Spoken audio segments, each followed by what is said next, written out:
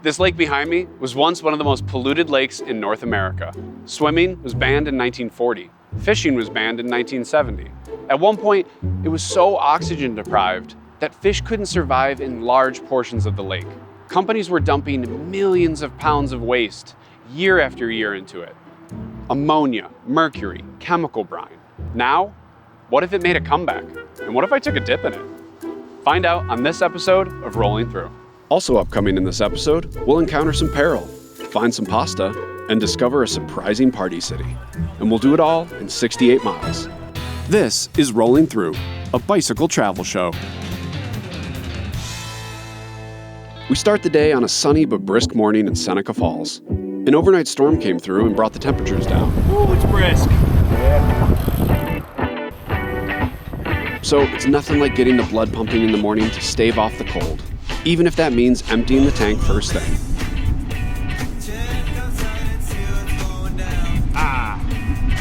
We say goodbye to this historic town. From the movie? Cool. Angel just got its wings.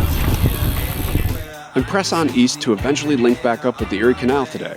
For now, we take in some classic country views and smells. Love that smell. That's country, baby. That smell puts food on the table. Love it. Out here, the soil is rich. It's the kind of land that's perfectly suited for growing. But this landscape hasn't always been in balance. At the north end of Cayuga Lake, there was once an enormous marsh teeming with wildlife. But when nearby canal systems were dug in the 19th and 20th centuries, it reshaped the water here. All that new infrastructure actually lowered water levels and drained much of the marsh. Habitat shrank, wildlife declined, and what had been a vast wetland became dry and dead. But this is also a comeback story. So that's why we're at the Montezuma National Wildlife Refuge, to see what happens when we decide to work with the ecosystem instead of against it, and why protecting places like this still matters. Historically, it was known as a swamp. We like to refer to it as the Montezuma Marshes. So we have a complex of wetlands, not just wetlands though. We have grasslands, shrublands, and forest. So we're really trying to provide a variety of habitat for a diversity of wildlife. So what type of wildlife do you have here? So at Montezuma, we really are focused on managing the land for migratory birds. We'll get tens of thousands of waterfowl migrating through here in the spring and the fall. There are songbirds, and we also have marsh nesting birds. So this is a bird watcher's paradise. It's certainly a destination. Yeah. It's a bird watcher's destination, yes. Why are the marshlands important to birds? This is a great stopover, a really critical stopover point for migratory birds coming from all the way down in South America, traveling all the way up to the Arctic. So they know that this is the safe spot. This is like the rest spot. stop. They're like, this is vacation for the summer. It really is. And so that we're really working all the time to make sure that we have the diversity of habitat. Yeah. We want to make sure that they have the right mix of food and shelter, enough room, and some level of, let's call it, comfort. Mm-hmm. It might surprise people to know that Montezuma is, as it is today, is mostly human-made. We have to manage it. And so that means making sure the water levels are at the right spot so that we are providing enough water for the animals to do their thing, and also for the plants that they need to grow and to provide them with the food that they need. And so when we drain a pool, it mimics a drought. But what that does is expose the soil to sunlight, and then the seeds can grow. And so we can refresh the marsh with fresh new plants, and then we bring water back in. So we drain it, say, in the springtime, after the spring migration, everything grows back through the summer, and then we fill it back up for the fall migration. So historically, the Montezuma marshes ran all across the northern Finger Lakes. And in the early 1900s, the Cayuga Seneca Barge Canal was constructed to connect Seneca and Cayuga Lake to the Erie Canal system.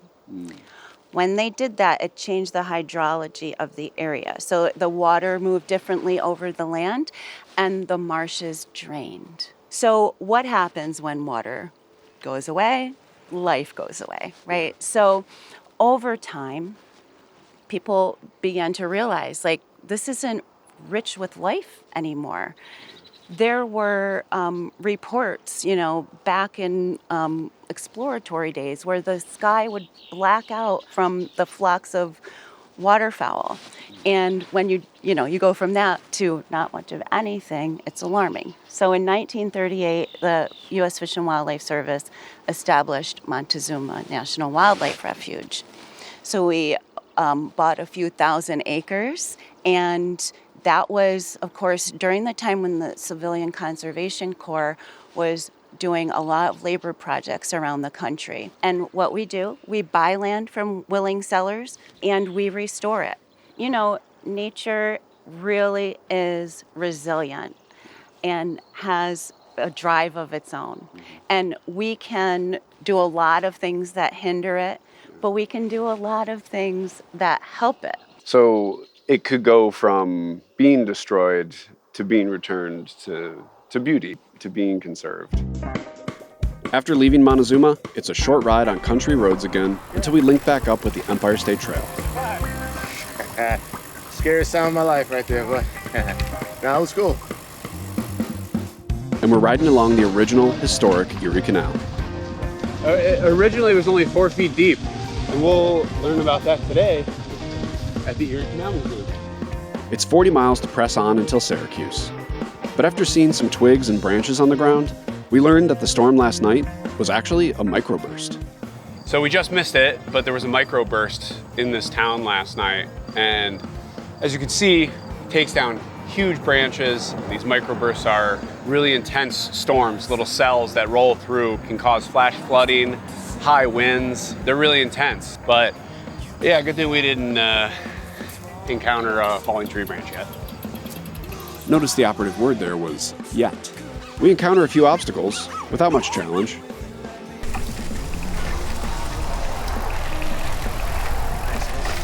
But you didn't think we'd get off scot-free, did you? So let me take my bike over first, and then we'll come back to that. That's a huge ass. With the e-bike. Mm-hmm. All right.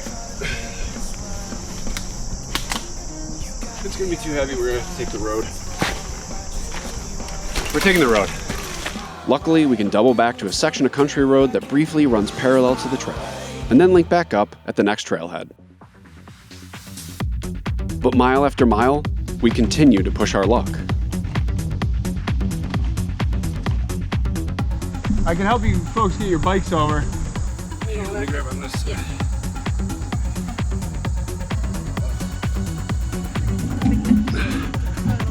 Ugh.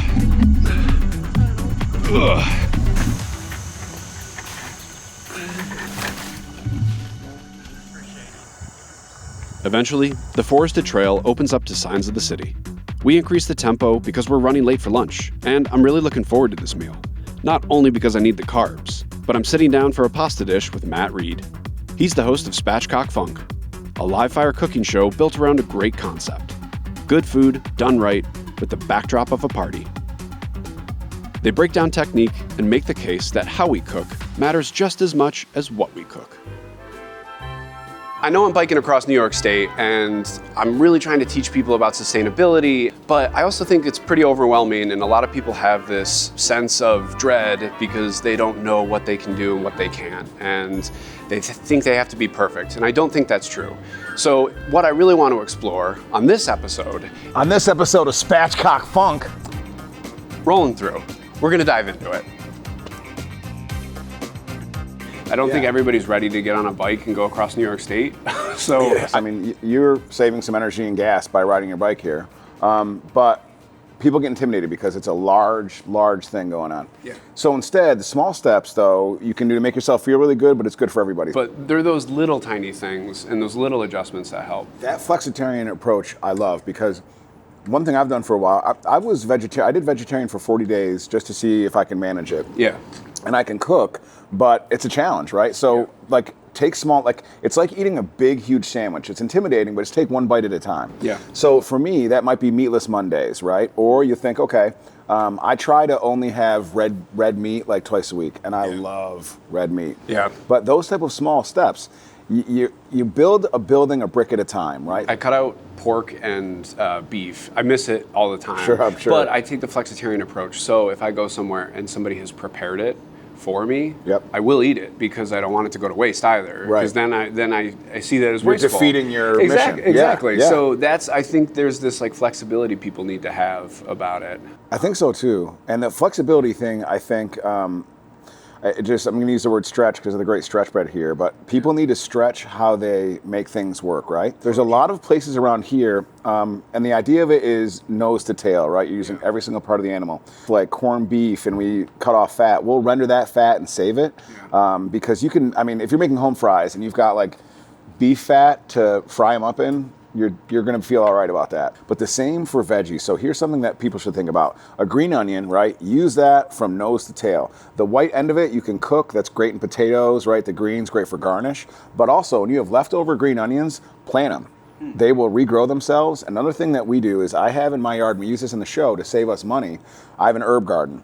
So everything we use fresh herbs, because that cost adds up over the cost of the year. And then if you're in a city, you can do an herb garden on a windowsill. It does not need to be outside. It can be right in your kitchen. So there's a lot of ways that helps you with your budget, but it's better for the environment. But also it's like a little bit of a flex because people come over and you're like, well, yeah, oh no, that's from my garden. So there's the flex, like look at the extra step I took, but it's like I took this step for you to make your food taste even better. Meanwhile, the world's a little bit better and healthier for it, and everybody wins. Restaurants are doing little things, and I know Postabilities, where we're at now, they have a bakery across the street sourcing their own bread there. That's another little great way to get into it.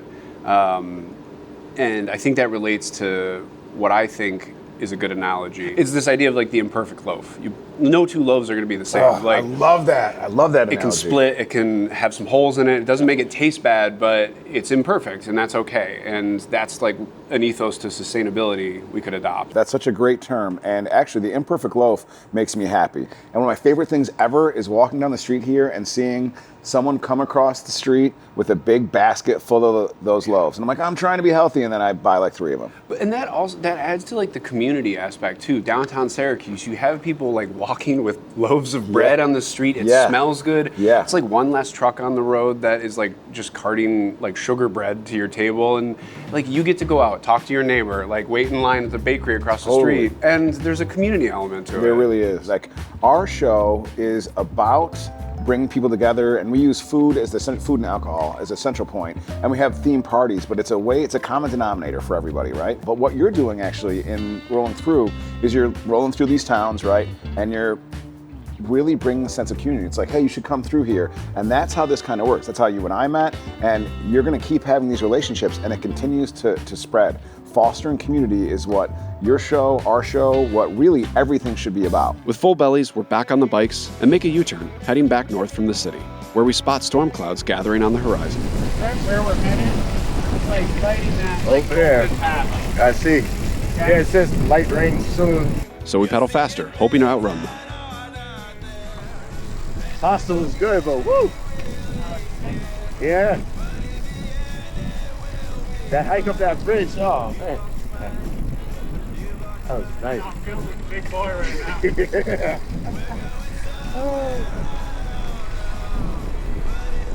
So all the paths should be in all of America. This wide, this smooth. Overhead lights, solar panels. Yeah. Be on all night, it's all good. If that's solar power. Dude, if it was all like this, everyone would be doing it. Hell yeah. We're heading back to the shores of Onondaga Lake. Long before Syracuse rose around it, this water was the spiritual and political heart of the Haudenosaunee. It provided fish and wild rice for sustenance. And it's where the peacemaker is said to have united the nations under the Great Law of Peace. where the Onondaga became the keepers of the central fire. Fast forward to just a generation ago, and this same lake was known as one of the most polluted in North America. So from its shoreline, we're taking a look at how one of the largest environmental cleanups in the country's history is working to repair decades of harm, and how we're never too far gone.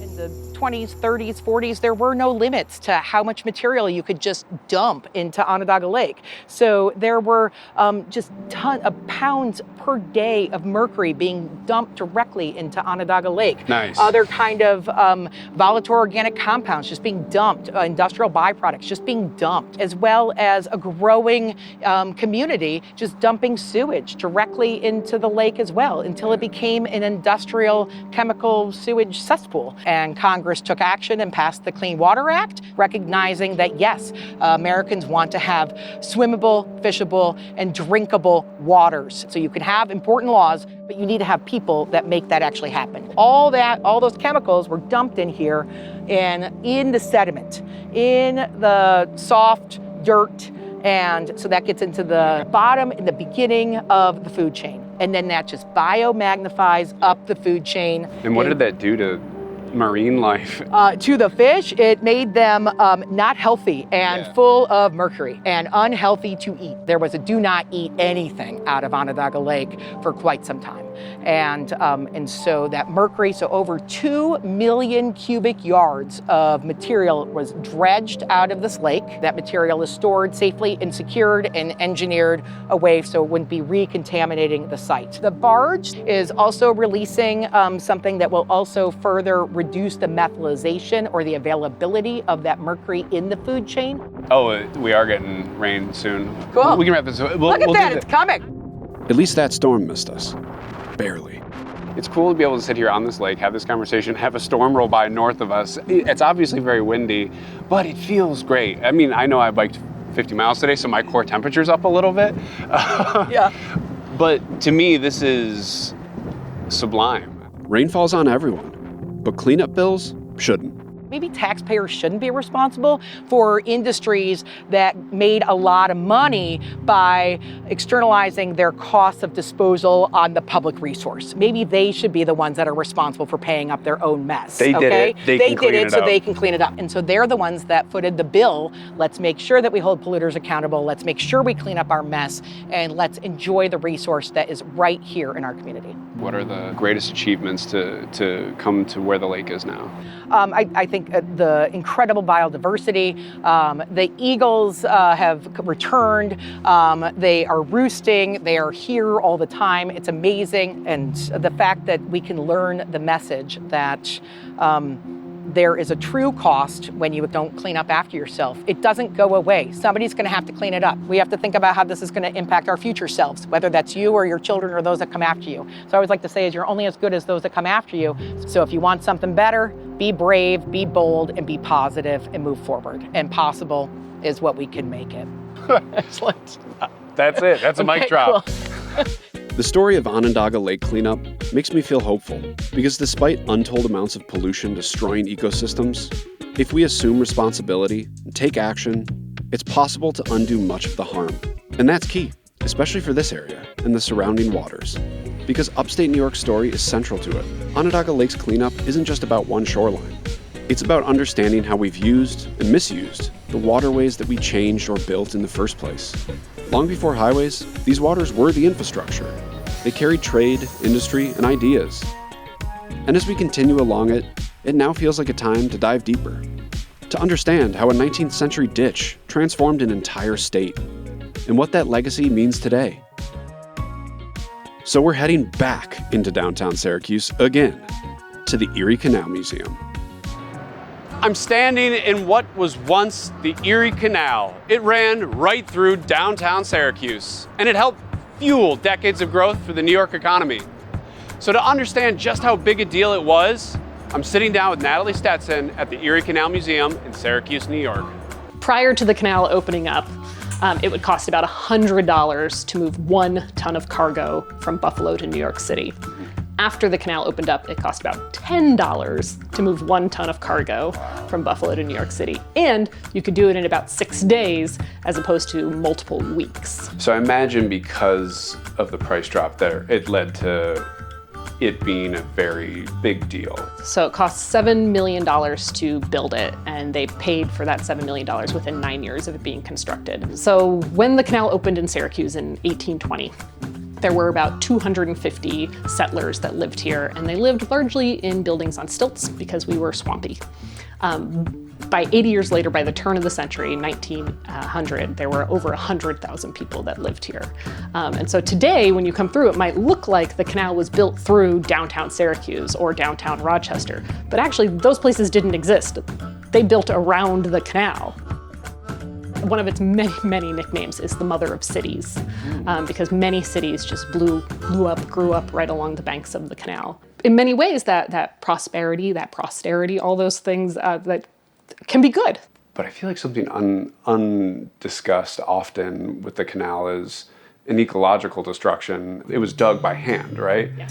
But they're digging through very sensitive environments and ecological environments. Right. So, like, what happened to everything across the state? That is all something that I'm certain they weren't thinking about 200 years ago. The canal was built through land that wasn't inhabited by settlers. It hadn't been settled yet. There were indigenous people that lived up here and had lived up here since time immemorial. It's had been the home of the Haudenosaunee, and they used and worked and lived with the land rather than making the land work for them. And when the canal came through, it was a much different thought process, a much different way to look at what is here. The people who built this canal were thinking about more manifest destiny. This is what we were meant to do, is control this land and build this canal. This is what has to happen. The Erie Canal shaped New York, for better and for worse. But 2 centuries later, the canal still runs through the state, but not exactly in the way its builders imagined. It's also just great for recreation now, too. I mean, we've been going for days, Yeah. and we were going to continue to go for days. So I think that's another, promising, future. The canal provides a lot of irrigation to the farmers out there to help irrigate their farms, to irrigate golf courses, things that need water. And New York State works really hard to try to make sure that they are managing this water system, taking care of it, so that the canal is seasonal, which may be surprising to you that the canal is not open through the winter in upstate New York. But during that time is when the state does maintenance on the canal. The system is 100 years old, and you can't just log on to Amazon and purchase a gear you need to operate a canal lock. They're making custom parts. They make custom parts. It's incredible just to watch the work that is done in maintaining this historic waterway. I think about this as we work our way across the rest of the canal, and I'm happy to do it and celebrate the bicentennial. Yeah, the bicentennial it's a big thing, and now that the canal has its claws in you, you're going to be thinking about it the rest of your life. Yes, I will. The museum closed for the day, and we wind up in Clinton Square, a fountain that was once the spot where the canal ran right through downtown. And I'm greeted by an incredible turnout for Syracuse Bike Party, a weekly ride that truly lives up to its name. They turn the city into one big rolling celebration. Bells ringing, music playing, neighbors riding shoulder to shoulder. So we join them. In the sun, till all the work was done. Yeah, the railroads, they shipped them up to Frisco. 'Cause why? 'Cause Ole was a spike driving man. What do you think? This is fun, man. Ole was a spike driving man. He drives them in the city, and it drives them. Dude, I know, this is nuts.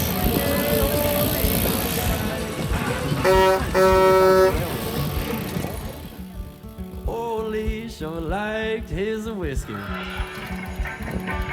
Ole sure liked his whiskey. Ole sure liked his whiskey. Ole sure liked Yeah. He's back in action. Yeah, buddy. He's okay. the night with the captain's wife.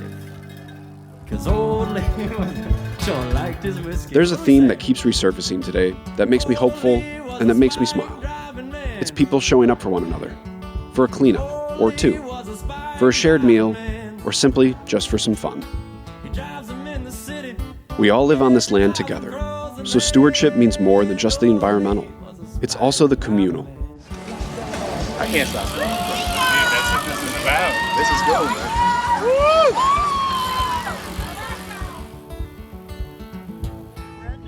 We can help paddle one another's canoe and push our pedals together. On the next episode of Rolling Thru, we'll soak in the sun and some lake views, eat the largest burger I've ever seen, and then have to climb a really big hill. Left for him, he felt the pain within. It was about the time he hit old San Fran, where the railroads didn't have no use for him. Sing it! Ole was a spike driving man. He drives them in the city, yes, he drives them across the land. Ole was a spike driving man. Cause Ole was a spike driving man. Well, Ole was a spike driving